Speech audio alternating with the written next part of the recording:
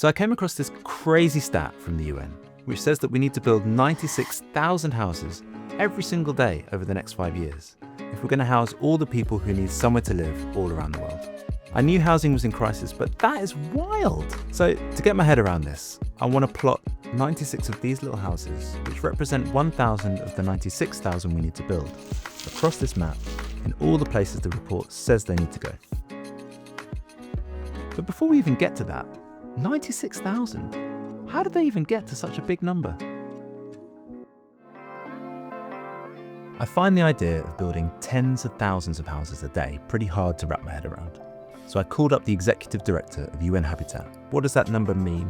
Can you just explain it? Yeah, sure, Josh. Yeah, it's a huge number and it scares us. The estimate was that the world has about 1.1 billion people living in informal settlements or slums, about 1.6 billion facing affordability challenges, and around 300 million homelessness. That's almost 3 billion people who need housing over the next 5 years. But how does that become 96,000 houses a day?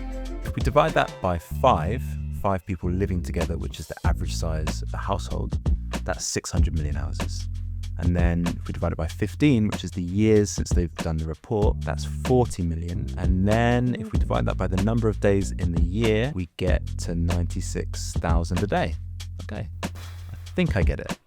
But it's not an exact number, and it's left me with a lot more questions, to be honest. Like, what kind of houses are we talking about? What do they look like? Do we literally need to build this many? And where? Have you kind of broken that down in terms of regions and areas of the world? The situation is really global, but the deficits, they tend to be bigger in the global south. By deficit, Ana Claudia means the difference between the people who need a house and the total houses we already have in the world is the gap between those numbers. If you look at the map, you can see that we need to add 3 across Europe and North America, 10 in Latin America, 6 in North Africa, 20 in Sub-Saharan Africa, 21 in Central and Southern Asia, 37 in Eastern and Southeastern Asia. Okay, so there you go, housing crisis solved. It might not look that bad in North America and Europe, but we know there's a housing crisis there. But I'm really starting to understand the scale of the problem when you look at how many houses we need to build in the global south. Let's think about the different types of needs that we have. The size of the markets in the global south, let's say Latin America or Africa, is very small compared to the size of the population, meaning that many of these people, they needed to go and move to slums. In African cities, 50% of the population live in average in slums, in informal settlements. If you look at Latin America, we're talking about 20% of the population. Slums or informal settlements are places where people lack access to basic public services like electricity or sewers. One issue that has been affecting more recently countries in the global north is the affordability gap. Which is no surprise, because we can barely afford the housing that we have in Europe and the US. I will never be able to afford a house. Being completely radicalized by the rental housing market right now. It's a symptom of what's being called the affordability crisis. The United States is facing a historic housing deficit of 6 million houses. It means that neither the market or policies are reaching out to the total of the population or to the housing needs, so you have a housing deficit. What we see is that, all regions and all countries are facing issues with housing affordability, housing deficit, and homelessness.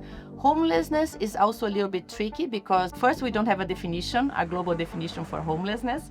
In many countries they don't collect data on homelessness, or sometimes they collect and they don't publish, but we see a high prevalence of homelessness in the global south, although we see in cities in Europe and in North America, in the global north, also an emerging trend of increased homelessness. A crisis in southern Nevada. Homelessness is an issue that you can see everywhere you look. What are the main drivers of this global housing crisis? While we are still struggling with housing affordability, informality, we are losing houses. En el estado de Mérida, la crecida de los ríos ha generado inundaciones. No pude recuperar nada de lo que yo tenía en mi casa.